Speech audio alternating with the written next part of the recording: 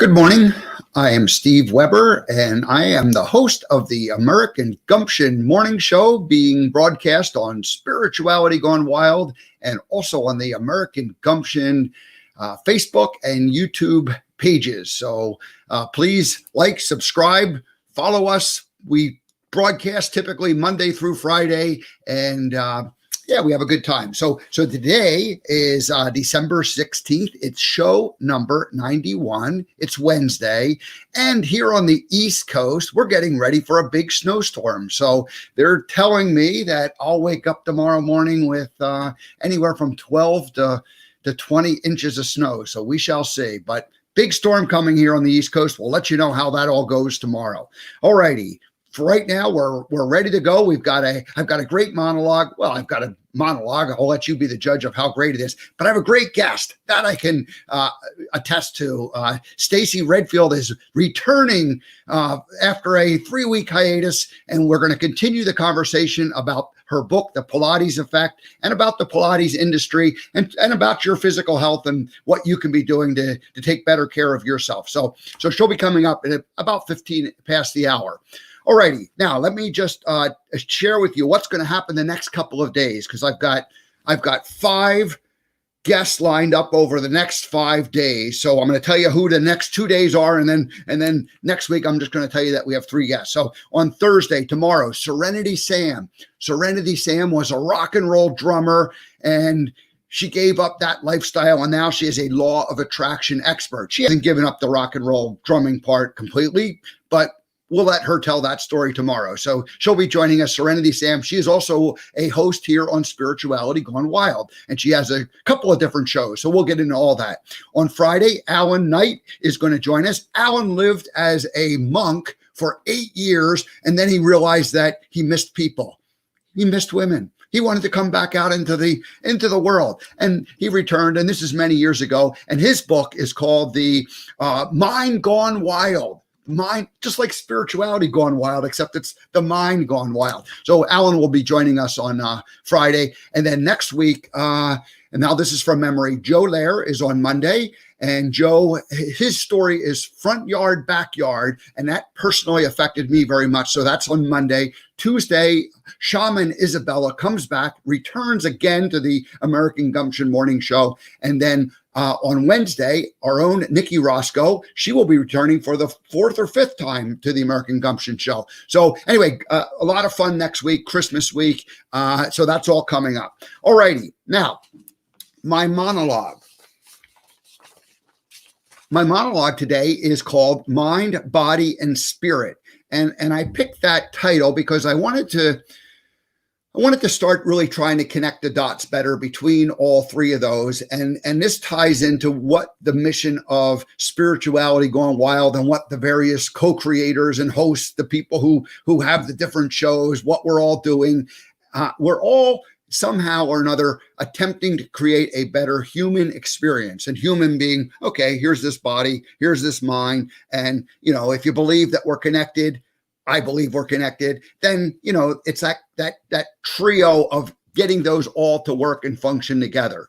So, and it has to do with our guest today too, because she really starts from the perspective of the body, getting the body in alignment and the physical health portion, but it goes so much deeper. It goes into the whole mind, and it goes into, a spiritual connection also. But I'll let her explain, her philosophies and beliefs in that area. But I know it's much more than just a physical exercise. Alrighty, so the mind. That's really the brain. That's the thinking brain that we have, the neocortex, the human portion that allows us to not just allows us to make choices and decisions. Animals, they don't have that ability. They just kind of run around on instinct and work that way. But the human experience has this brain, and it's broken up into, the conscious mind and then the subconscious mind. And they say that about 5% is the conscious mind, and 95% is the subconscious mind. And the subconscious mind gets trained and learns all of the things that we do, and then it kind of operates on a regular ongoing program. So I'll get back into the consciousness and the subconsciousness and the mission of spirituality gone wild and this particular show. But really it's about, trying to get better control of that balance between, subconscious and conscious living. All right. And then there's the so I'm still on this mind. And then the automatic part, the automatic brain, like our heartbeats, our breathing occurs. If we get a cut on our finger, it heals. We don't have to go, let me concentrate on getting that, healing work. It just automatically happens. Same thing with the breathing. Same thing with the heart beating. You're not like, oh, I gotta remember to beat my heart every, 20 times every minute or whatever it would be. I mean, that just all happens and occurs. So that's the automatic part. So that's the mind, the brain, the thinking part, conscious, subconscious, and then that automatic part. Now the body, that's the physical self.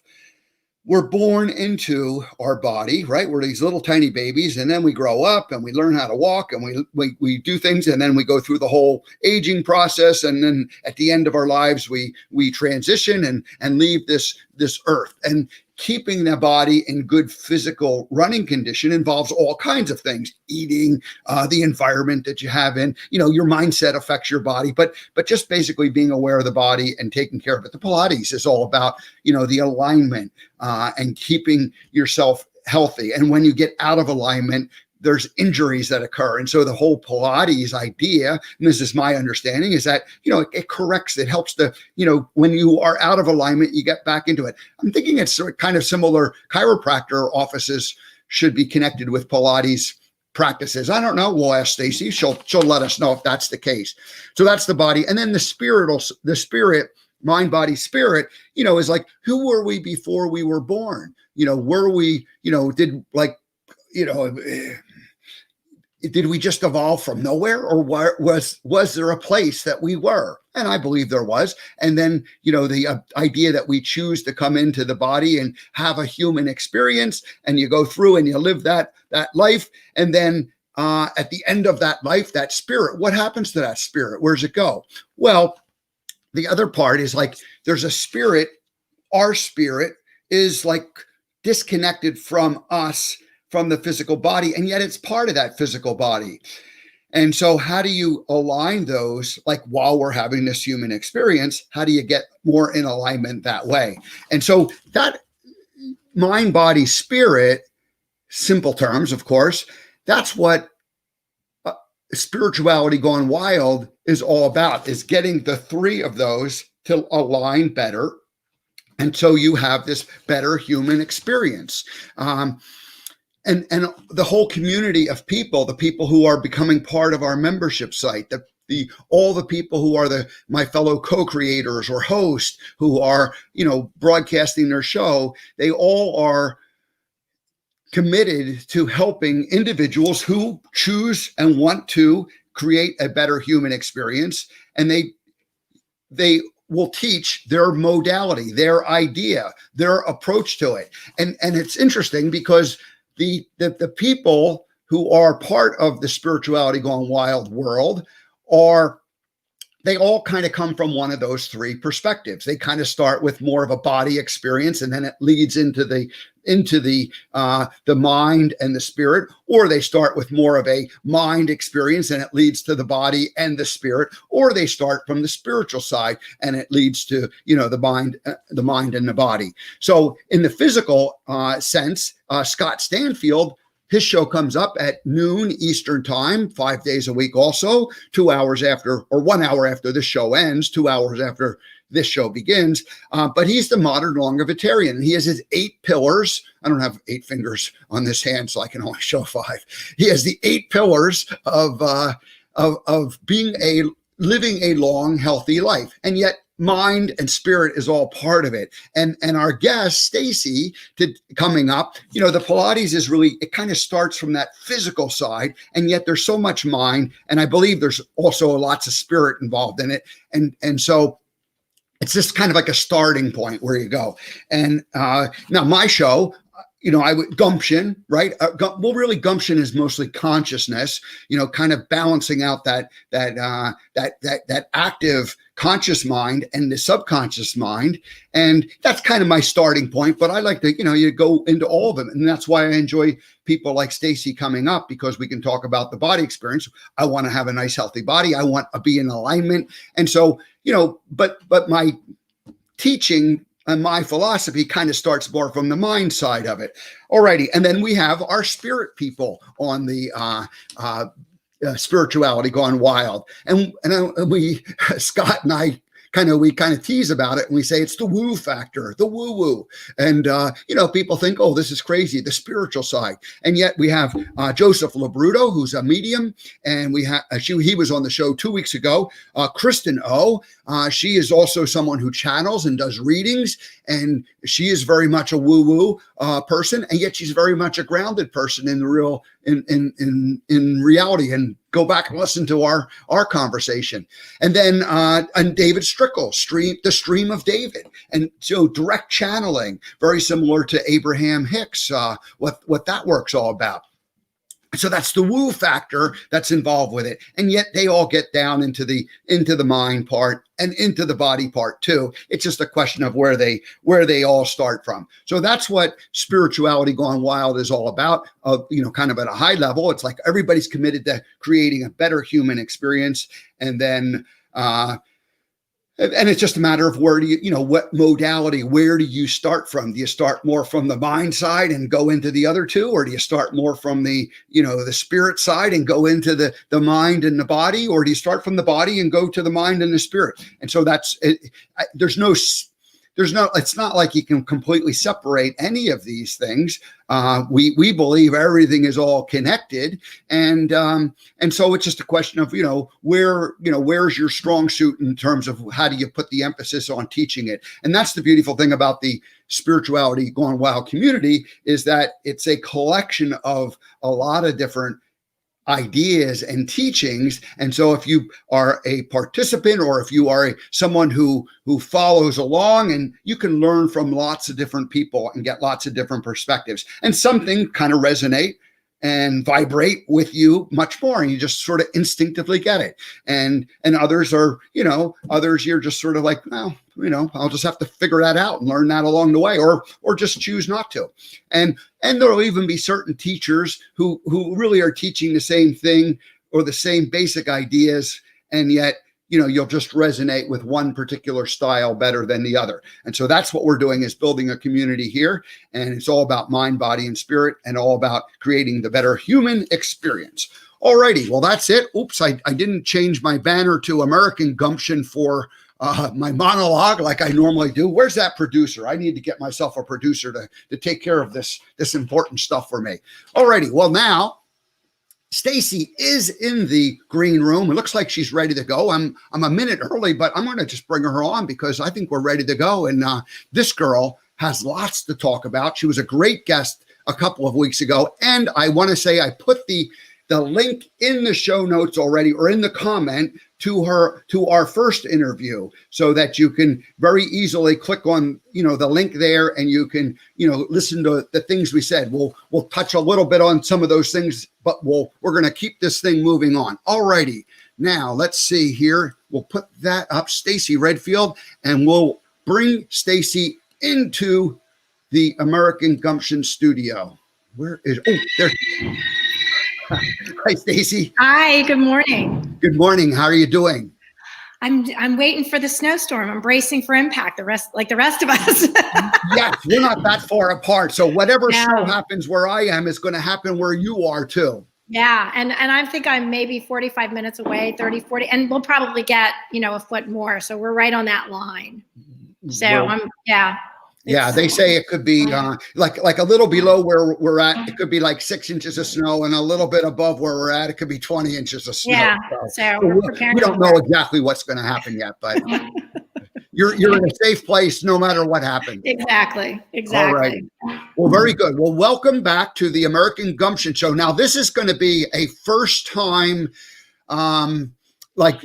happening, because the last time you were here, I said, I'm going to read your bio, and then I'm going to play the first time guest welcoming song. And then I looked and it wasn't like in where it was supposed to be. So I couldn't play the song. So I'm going to play the first time guest theme, even though you are coming back for the second time. Okay. Yeah. Let's hear it. All righty. So, well, let me read the bio again one more time, just so people know who you are. So Stacey Redfield is an author, actress, model, spokesperson, and a full-time Pilates teacher. Her book, The Pilates Effect, Heroes Behind the Revolution, was published last year, 2019, along with her co-author, Sarah Holmes. Stacey opened the Physical Methods Pilates studio in 2000. So 20 years ago, right where you are right now. Yep. 20 years ago. Wonderful. Her unique style and no-nonsense approach to the fitness industry has given her opportunities to present her research and work to literary and television markets. Stacey has been a presenter and contributor to several publications on the Pilates method. She's a little bit of a troublemaker. She goes and finds the truth, and then she tells people the truth, and some people don't like to hear it, but we talked about that last time. So you'll have to go back and watch that part. She also regularly appears as a regular on local and regional television as a fitness expert and cook. She shares her ideas and recipes so you can live a healthier lifestyle. Because it's not just about physical, it's about lifestyle. We love this lifestyle. That's right. She is an actress and model. Stacey can be seen on numerous print, ads, and TV commercials. Finally, Stacey has done stand-up comedy, and she says we can think of her as a fitness misfit turned lifestyle diva. Love that line. I know you love that. Yeah. Who really, wrote that for you? Did you write that? That's brilliant. I wrote that. You're brilliant. I'm a writer. Hey, Stacey, welcome back. Now, this is your second time here. Normally, we would just launch into it, but we missed out on playing the song, so we're going to play it for you right now. You ready? Go ahead.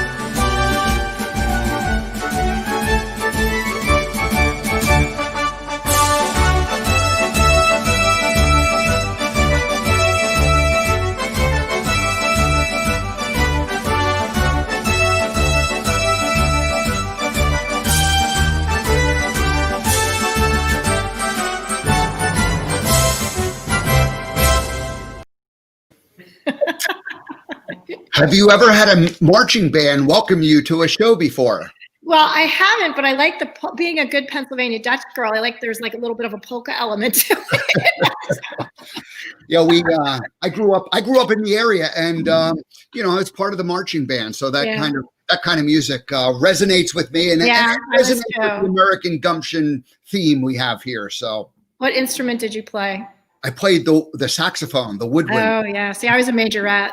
All righty. Yeah, so I did that whole marching band. Yeah, I did that whole thing for pom-poms and everything. Yeah. We didn't have pom-poms, but I'll tell you, that was fun. That was some fun times, though. We really had that was a lot of fun. We do competitions, and we did all the it was fun.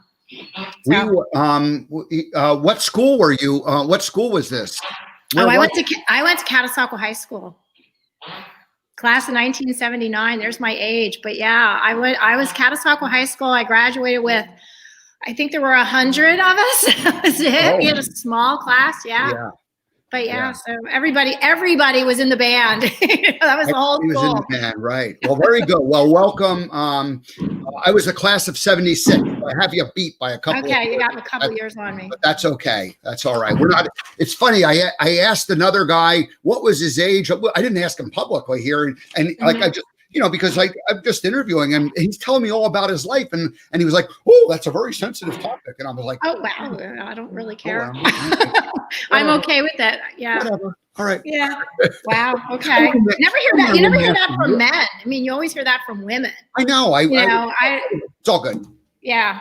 So. Hey, so last time, and I put in the comments, I put the link to our show that you were on the day before Thanksgiving. It was show 77, November 25th. All right, so people can find it. But I just put the link right there because we had a great conversation, although we didn't actually talk very much about your book and the topic of your book, and that's why we needed to have you come back. But we laid out the groundwork of who Joseph Pilates was, his story, how he came from Germany and set up this exercise, or I don't know what you would call it, but it was exercise. I mean, it's just that today things have gone wild, basically, just to stick with the theme here.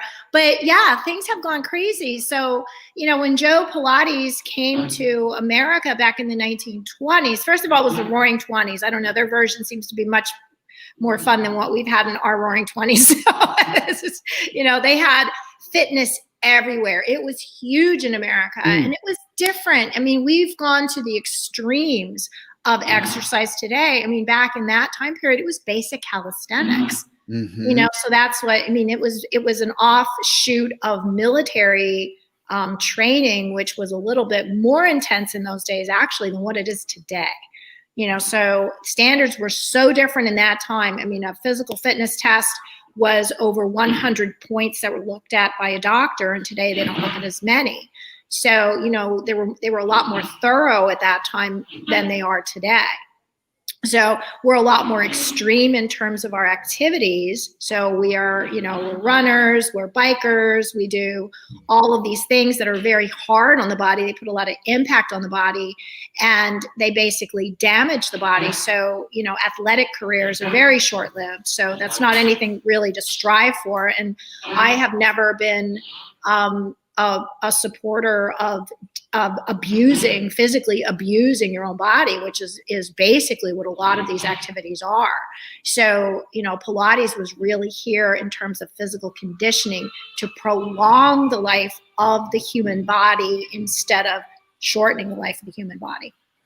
And he ended up becoming known in New York City as a guy who could fix people. People ended up with broken, like they had some kind of an ailment, physical, some kind of a breakdown, and they would go to him and he would end up rehabilitating them. There really wasn't even the physical, physical fitness industry or the, where we have people who take care of you now, physiology. So he was kind of like at the front of that whole industry, and he was fixing people in New York City, and then specifically dancers, ballet dancers would have like a knee injury or an ankle or usually a leg and some kind of an injury, and boom, they end up becoming disciples of his and learning from him. Well, it was at that time, you just have to remember where we have come, in our medical field, today. At that time in history, they were really only concerned with putting you back together. They didn't really want to put you back together that you could continue to function. So with a dancer, if a dancer went for surgery, that was a death sentence for them in terms of a career. So they wanted to avoid that. Now, a lot of their injuries were ligament-based injuries. They weren't breaks. When you break a bone, that's a completely different thing. When you tear a ligament or you bruise a muscle or things like that, if they operated, one, it was very primitive. They did not really take into consideration the fact that, you may want to use that leg to dance again. It was basically, well, your career as a dancer is over. That's it. We're going to put you back together. You're not going to be able to use that leg. You'll probably limp for the rest of your life, but at least you'll be fixed. And that was on a medical term. In Joe's philosophy, it was, if the muscle is still attached to the leg, and that's still my philosophy, as long as the muscle is still attached, there's something we can do to heal it. The body has the potential and the ability to heal itself. We're a very self-contained unit. So, you damage it, it fixes itself. It's constantly happening within the body. And so what he wanted to do was just find ways to rehabilitate that muscle in a way that could be used again instead of just ending somebody's career. And in most simple terms, his philosophy was that you would lay on some kind of a movable bed, and there was resistance. And so there was a range of motion, and there was a resistance that would allow the muscles to kind of like retake the shape and form that they were originally intended to, and kind of re-strengthen them.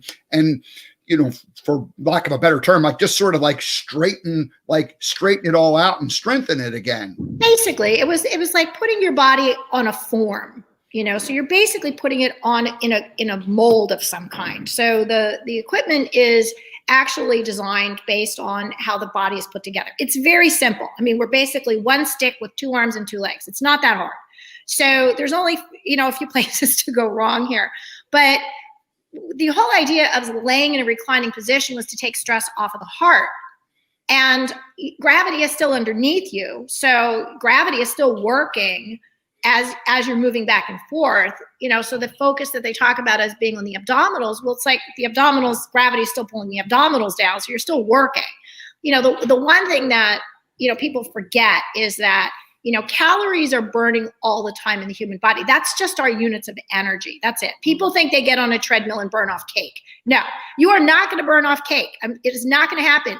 If the damage is already done long before you hit that treadmill. So it is not, you're going to burn off the units of energy. They're blind. Calories have no identity. It's almost like a bank. So if you put, calories are assigned to food, and that really didn't even happen until like the 1930s, I think. It was the 1930s where they started to actually assign units of energy to the food that we ate. So I think it goes back further than that. I think I want to go back before the 20s. But that was during Eugene Sandow's time. So, Harvard Medical actually assigned units of energy, to our food. So you kind of had more of a structure on our food systems. So, cake takes so long for the body to burn off in terms of, it's like a piece of coal. You stick it in your body, it burns at a certain rate until the body uses it up. And, lettuce is not going to burn as much. So different things have different amounts of time that it takes for the body to use that energy in terms of the heart beating, the blood pumping, your respiration, all of that is fueled by calories. So I always say our entire existence is made possible by a muscle contraction and a calorie burn. If you don't have calories burning or muscles contracting, it's called deceased. Okay. You are no longer alive if that is taking place. So there's such a misconception there that you're going to go and burn extra calories. Well, in order for you to burn those extra calories, you have to stress the body. So that means you have to make the heart pump harder. You have to work the body till it sweats, till your heart rate increases. Those are all bad things as far as the human body is concerned. You don't want to elevate your heart rate, to a point where you actually are depleting your oxygen supply. So when your body requires a certain amount of oxygen to keep a respiratory rate, if that respiratory rate increases to say 150 beats per minute, which is an average aerobic heart rate, when they say your target heart rate in an aerobics class is going to be 150 beats a minute, and that's where you're burning maximum calories. Okay, well, if you went to an emergency room with a heart rate of 150 beats a minute, they wouldn't say awesome heart rate, target heart rate. They would go, give that girl oxygen to get that heart rate down, because that's not good for your heart. So from a medical perspective, the things that we do that we think are healthy exercises are not in terms of what the body understands. So Joseph Pilates was looking to keep the body preserved and safe in an environment and still be able to exercise the body in a way that would correct the posture. Thank you for that lesson on calories. I did not,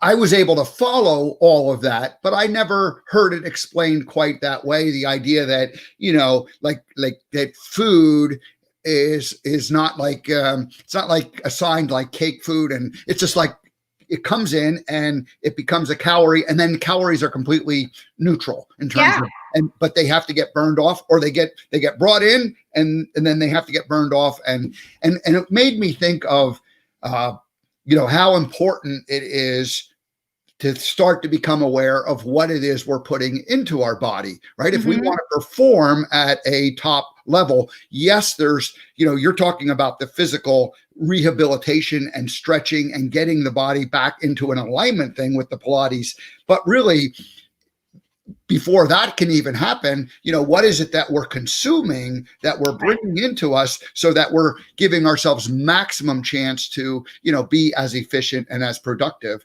as we can. So anyway, that was interesting. A little bit of a side trip. This is Just what we a did little last bit, time. well, and the thing is that back in that time period, they understood nutrition. When you go back into, like, I have a book from, I think it's 1918 is one of the oldest books that I have. And it's an amazing condition. It was written by Eugene Sandow. And he was this big bodybuilder at that time. Everybody knew Sandow. I talked about that last time. The Mr. Universe is called the Sandow, the trophy that you get from Mr. Universe. And he was considered the most perfect man at that time in history. He had this amazing physique, but they talked about diet. They understood, the amount of meat at that time, proteins, mutton. That's not anything we would want to eat today. It's kind of disgusting, but they talked about the amount of food you had to eat in order to achieve that physique. So the more you put into the body, yes, the muscle will increase in size. However, size does not necessarily mean it got stronger. It just got bigger. Okay. Yeah. So that's a big misconception. Size really doesn't mean strength. So you have to understand how the body functions from that. I always look at, the functionality of the body. I don't necessarily look at, the physical, aesthetics that a lot of people look at. So you can have a person sitting in front of you that looks perfect in your eyes in terms of the aesthetics, can be riddled with cancer. You don't know by looking at a body how healthy it is. It can give you a picture of it, but it doesn't necessarily mean that that's what's going on inside of it. Yeah, we're a little bit jumping around, but I like this. I mean, it's a good conversation because it's really all about the health. So, but back to the physicality. I had a question about thinking about the range of motion. You go into any kind of a gym today, and they have all this equipment, these different machines that do different types of things. Like whether it be like your legs or your arms and your upper body. And are those pieces of equipment, are they designed with the same type of an idea of like a range of motion and resistance? And would they be considered, I know they're not going to be considered Pilates types of things, but what's the difference between that type of gym versus a Pilates studio? Well, this goes back to your intro on, the whole mind-body connection and what happens there. And just a real interesting side note, I'm going to add this into you because spirit, and, because when you talk about the spirituality of the body and what the mind-body spirit is, the original biblical definition of spirit meant breath. So mind, body, spirit, back in Joe Pilates' day, was the mind, central nervous system, okay, body, the physicality, the bones, the muscles, etc., and breath is the spirit. It was changed later on. The Catholic Church changed that definition to mean the essence of a person as the spirit, because of the way the biblical teachings were that once the spirit left the body meant you stopped breathing. So they continued to talk about spirit. So they had to change that definition because it meant breath.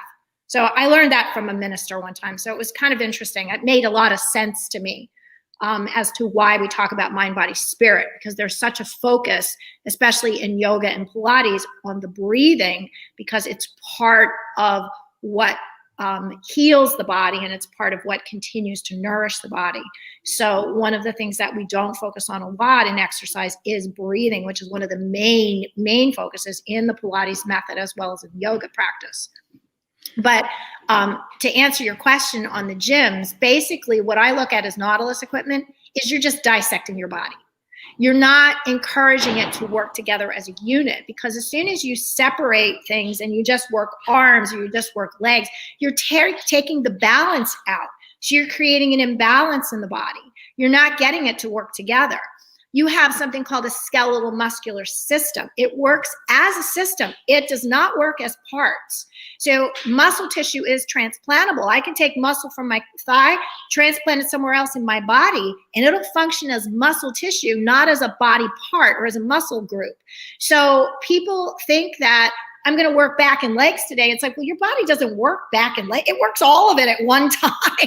You can't take it apart and expect that you're going to work it together, because that's not how your body understands it. So you have to really, I always say, if you figure out how to work the program, we're like a computer. Figure out how to work the program. The body works fantastic. As soon as you start to mess with it, that's when things go wrong.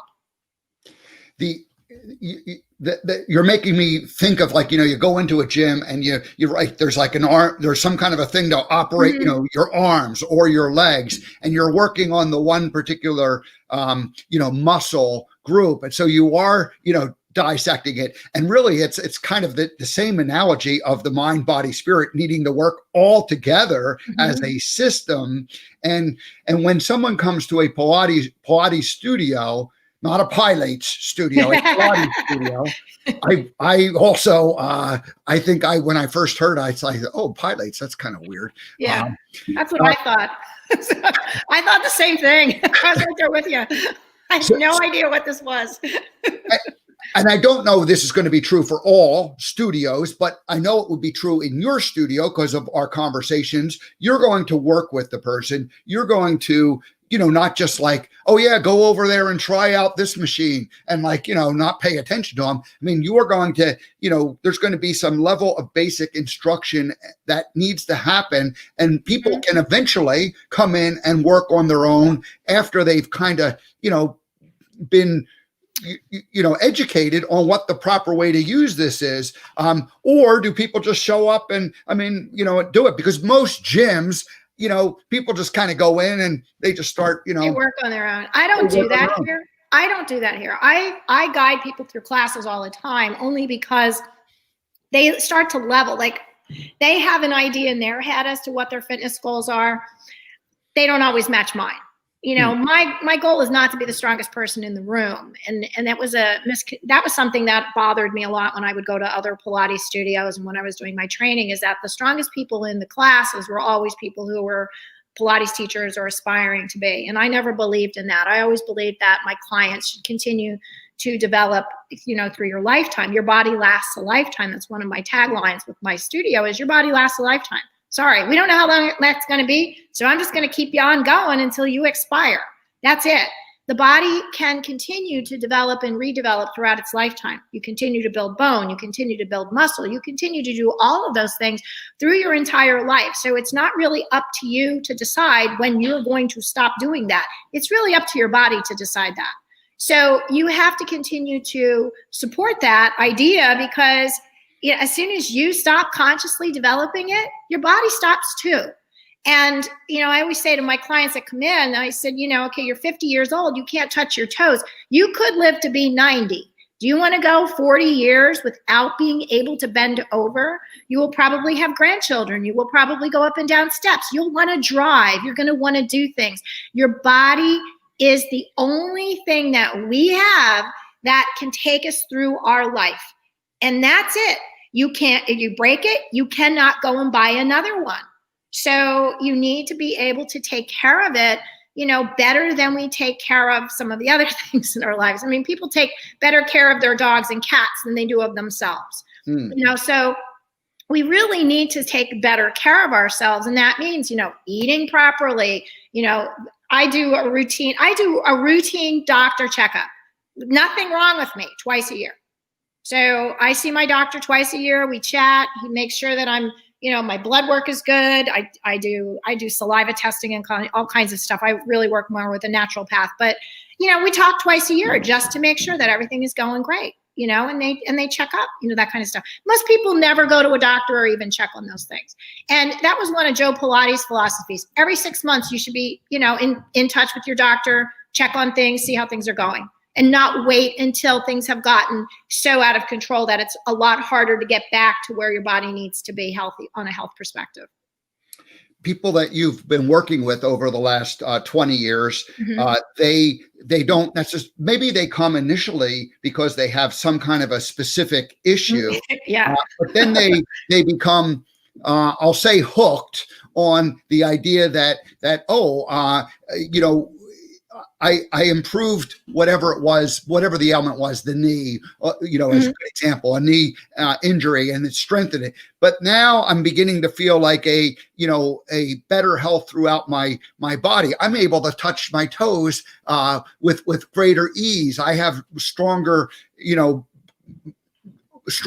muscles in my back so that I can stand more Mhm. erect, and I'm noticing that I just move around a lot better, and now I'm being influenced to like watch what I consume so that I'm taking care of myself kind of internally at the same time as the what we can see on the physical outside.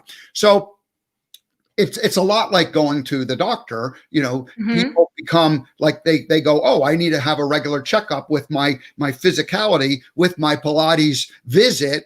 Do you have people that kind of come for years and years and years and make it as part of their lifestyle, or people that kind of come and go? Or how does that work? Well, my clients have been with me forever. I always say I'm very particular about who I want to spend the rest of my life with, because once they come in, they never leave, and they continue to come back. Some will go away, or they'll move away and then they move back. And the first thing they want to do is come back to Pilates. You're absolutely right. I mean, once you actually feel what your body is supposed to be doing in terms of movement, you can tell when you need to get back and stretch out. They'll call me and say, oh my God, I need to stretch out. I can't wait till, what I hear from people after the holidays. They're not coming back in here because they ate too much, at Christmas. They're coming back in because, they were running around and chasing their kids, and they were doing activities, whether it's taking down their Christmas tree or, whatever it is they were doing, that they're tight. They feel tight. I can always tell when one of my clients, ran a marathon or ran or did something. It's like their hips don't move. I'm like, oh my God, your legs are so tight. Well, yeah, I went for a 5-mile run. Oh, okay. Well, that explains it. So you can tell immediately when there's something wrong, because the body's just not moving right. And not only does it affect everything in terms of your movement, it affects your digestion, it affects your respiration, it affects absolutely everything in your body, because your digestion depends on muscles to be moving. It depends on you to be moving. So, there's a lot of things that people don't realize. This works as a system. Everything has to work together. And as soon as you start to disconnect things or neglect certain parts of your body, you're going to feel it throughout the entire system. I think I mentioned it in the monologue, or I thought about mentioning it and I forgot to mention it, so I don't know. But the idea of a chiropractor, do chiropractors and Pilates studios like connect to each other in the sense that? Yeah, And absolutely. the reason why I'm asking it is because a chiropractic doctor is much more about your long-term lifestyle and your health than a typical MD is, which is more concerned with like fixing, whatever is broken, some kind of an acute injury. But if you're talking about, a physicality lifestyle adjustment, a chiropractor, it seems to me to be more in alignment with what the Pilates method is. Is this like me making something up, or do you see that? Yeah, there's different perspectives. I mean, we approach the body from the muscular perspective only because the muscles move your bones. Chiropractors go from the bone perspective. So they're realigning and correcting bones. Okay. So they're correcting structure. So what I say to clients is, one, if you're going to the chiropractor, because there are times, if anyone's been in a car accident or impact, I can't move bones. That's not what I do. I don't have the strength to do it, and I don't have the expertise. It's out of my scope of practice. So if somebody has been in a car accident and it's enough impact, it doesn't take a lot of impact to move a bone, first of all. It's very easy to do. I mean, chiropractor hits you with an elbow and, you can crack a back.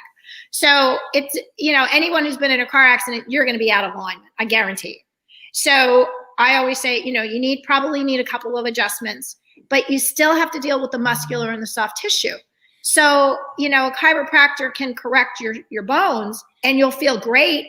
And then you get up off the table and you take a step and now you're out of alignment again. So, if the muscles are so tight, they can hold the bones in a different alignment other than what is the base alignment of the human body, then you have to do both. You can't just rely on one or the other, in most cases like that.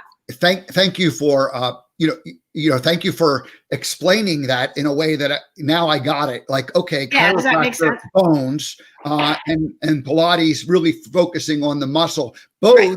Both though focused on the alignment right. issue, which is that there's the commonality, but where is that starting point? Just like, I was talking about the different modalities starting points, one starts with the bones, one starts with the muscles, and you can't separate them. And so sometimes you need to be more on one more on the other. So that's pretty cool. All righty. Well, good. Well, we're gonna do the same exact thing. I know we're gonna end up, but let's talk a little bit about the book. So what we can do is touch a little bit on the people that came in. So I can kind of give you a big summary of that as to, and I had mentioned to you too that, a lot of people will say, well, how does that apply to today? I mean, because this book was really written back in that time period as to who these people were and what their lives were about, which is just fascinating in and of itself that,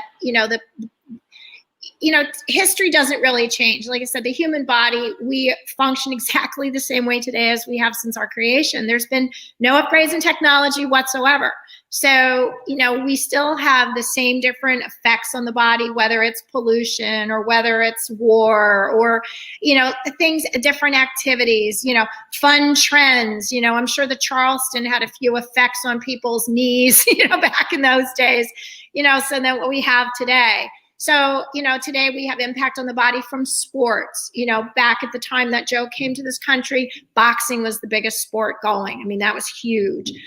Dancers, had injuries. So, even though that their effects were pretty much in a line with what we have today, the body still took an impact. It still took damage. It still required some type of physical intervention in order to bring it back to, what it needs in order to get you through your day-to-days.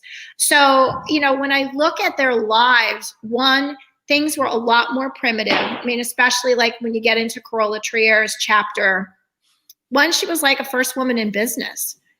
So for a woman to own a business back in the 1940s, 1950s, that was like, you didn't do that. And she had a lot of respect. People feared Carola. She was amazing. She was just this amazing woman, so talented. Nothing stopped her. Being a Jew, that was, there was a lot of discrimination at that time, for your religion and for color. I mean, you get into, Kathy Grant's chapter, she was a Black woman, discriminated against more than, what we have today. Everyone has their own levels and definitions of discrimination. And, when I was writing her chapter, Sarah and I shared the writing on both of them. So we each contributed to each chapter. And, with Kathy, I mean, she was the most amazing person you could ever meet, so talented, but the amount of discrimination that she had to deal with in order to be successful. And she was still incredibly successful, but she fought for every bit of that success and earned every bit of it. She was just amazing. Ron Fletcher, we had a gay alcoholic. I mean, when homosexuality was not even talked about. I mean, that was kind of like talked about among, at a cocktail party in a back corner somewhere. It wasn't as open. People were not allowed to be open with their preferences like we are today.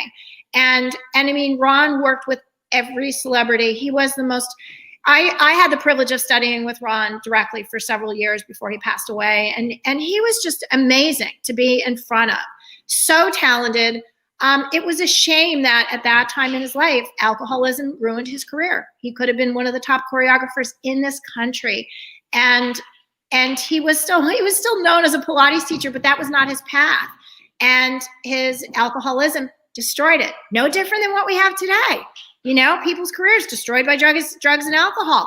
When you look at the parallels between those lives then and what we have today, we all have a story. And, their stories led them to these paths that, Pilates helped them to guide them, towards their path of righteousness, if that's what you want to call it.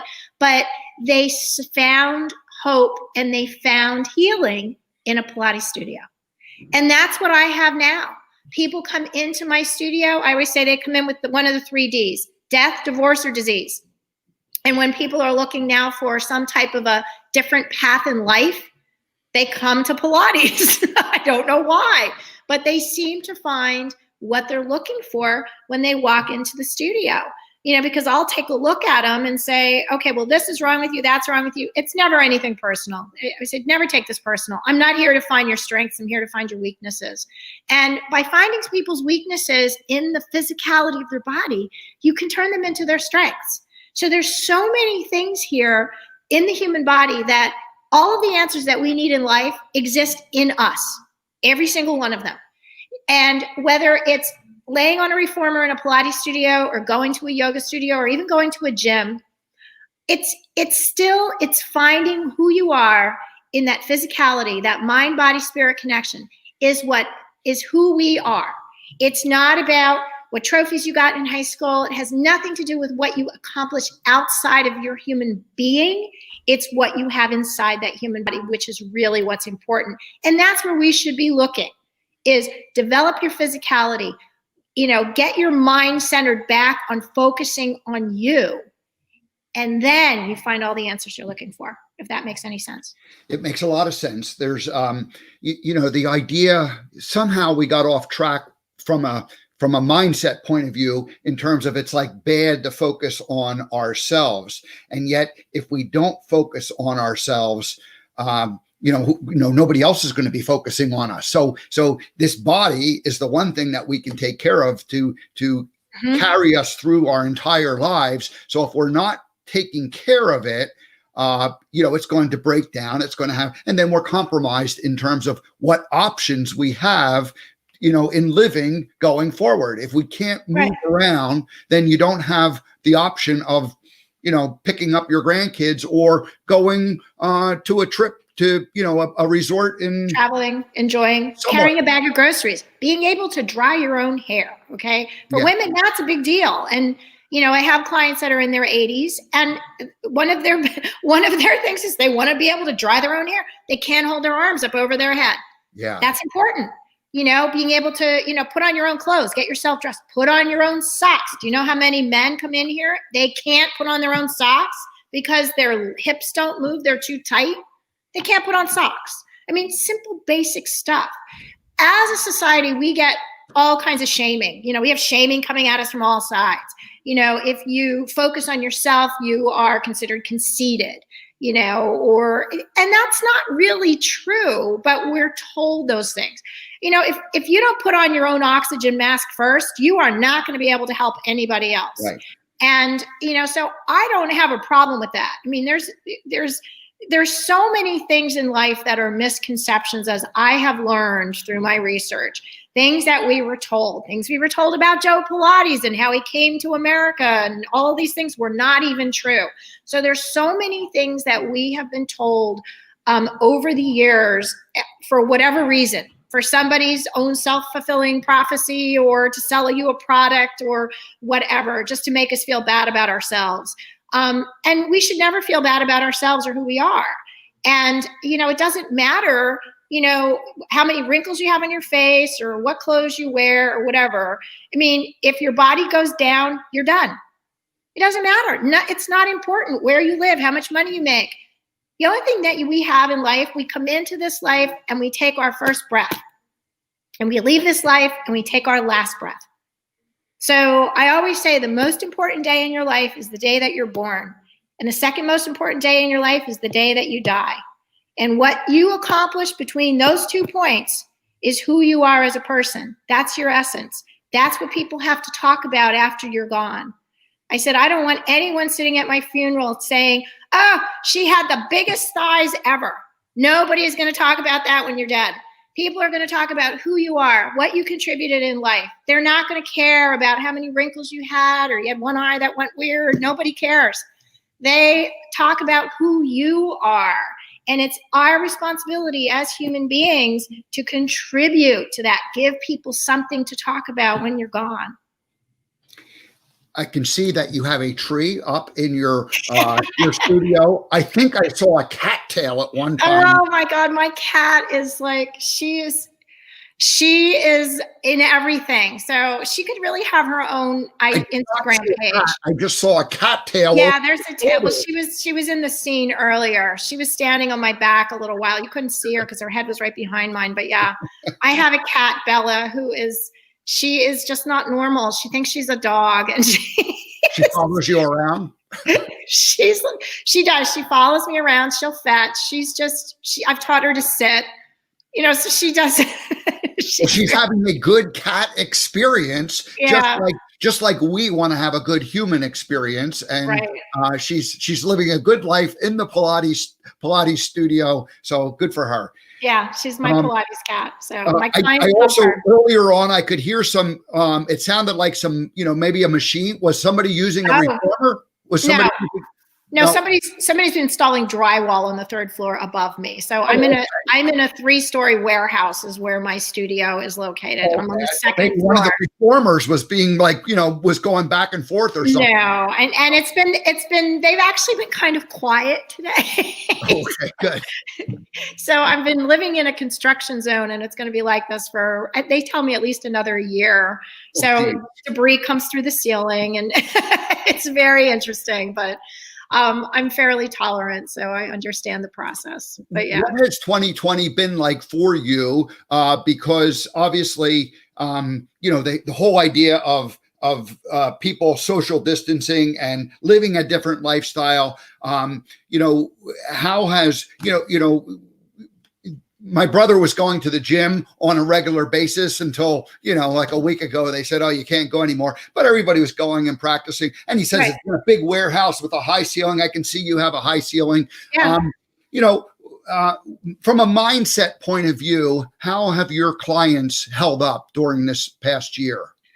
Well, we have always social distanced in here. I mean, I've always been, diligent in terms of talking to my clients. When it's cold and flu season, I will give them a little heads up. It's like, guys, it's cold and flu season. Make sure you take care of yourself. We're big on echinacea tea, taking more supplements, things along those lines. So I've always, counseled them through those or coached them through those times, especially like when you get into snow shoveling, to never getting big snowstorms. So I know people are going to come in with back issues, come Monday.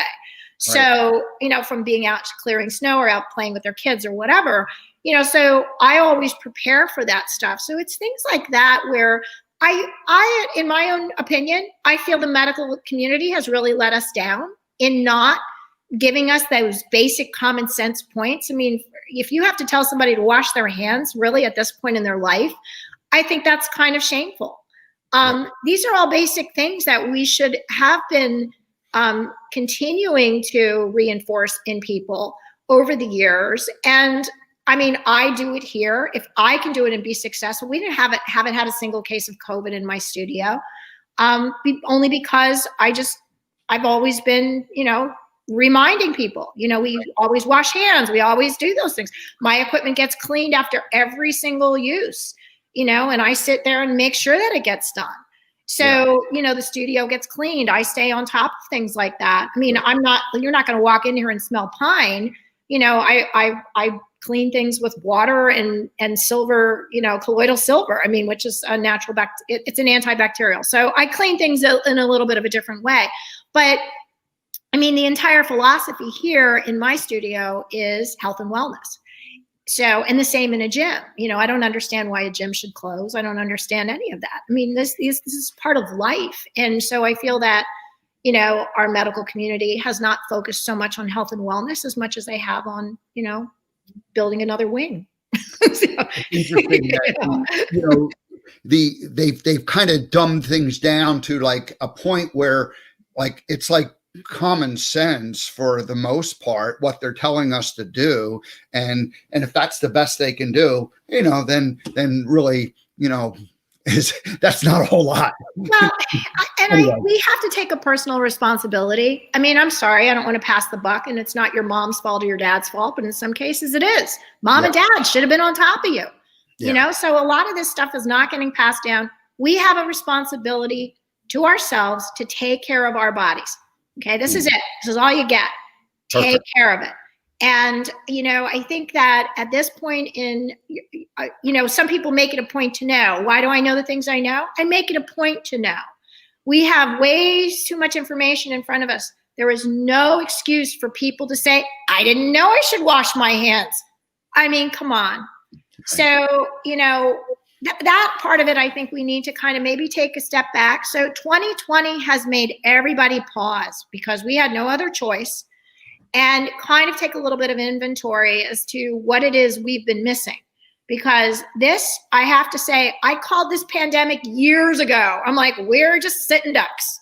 I have said it for years. Not that I want to say, you know, good for me, but I have said this for years that if we do not start to pay attention, something's going to happen. And here it is. So it's up to us at this point to pay better attention and make things different, you know, that this should never, ever happen again. Amen. I love it. We're going to leave it there. Thank you, Stacey. I think we can continue the conversation and just in terms of general health, because I love what you bring to, you know, in terms of education and just enthusiasm and encouragement for people to take care of themselves. So it's, you're welcome to come back again in the future. I'd come back all the time. Like I said, I think that the power is always within ourselves. I mean, we all have the same ability to take care of our bodies, and people sometimes just don't know where to start, you know, or they have a different perception as to what that means. It's basic. You don't have to, it's not hard. It's real easy.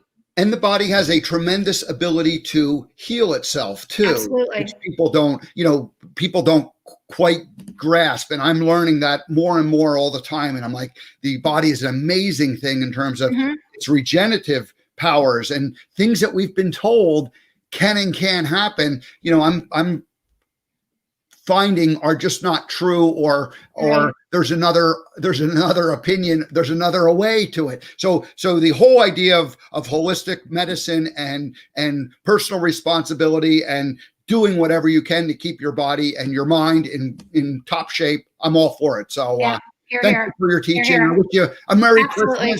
Merry Christmas to you too. Yeah. Thank you so much again for having me on the show. I'm happy to come back anytime. I mean, this is, somebody has to start the conversation somewhere to get people, you know, back on track again. And sometimes it's better coming from me. I'm not a doctor. Although I do play one on TV sometimes. Yes, I've seen some of your clips. You've appeared on local television and you know, but not as a doctor, more as a chef or a cook. I've been a chef. I have a Hers commercial running right now, so you'll see me on Hers, but for Hers potato chips. So I'll still eat a chip. I mean, I'm sorry. There's things in life that are too good to pass up, and bacon and chips are one of them. So anyway. Thank you, Stacey. It was a great visit. Thank you, too. Right, thank you. You take care. Bye-bye. Whoops, that's not. There I am. I put Stacey. I was going to finish the show. I thought, okay, Stacey, take it away. Roll the credits and let us out of here. All righty. Well, that was great. I really do appreciate Stacey joining us again. What a great conversation just about, you know, personal responsibility and your health and how to take better care of yourself, because that's right. We're born one day and then we're going to die one day. And boy, wouldn't it be great if we could live a nice, healthy, active life all the way through that time? That's the goal. That's the goal. All righty. Tomorrow, Serenity Sam, the rock and roll drummer turned law of attraction expert. She will be joining us tomorrow.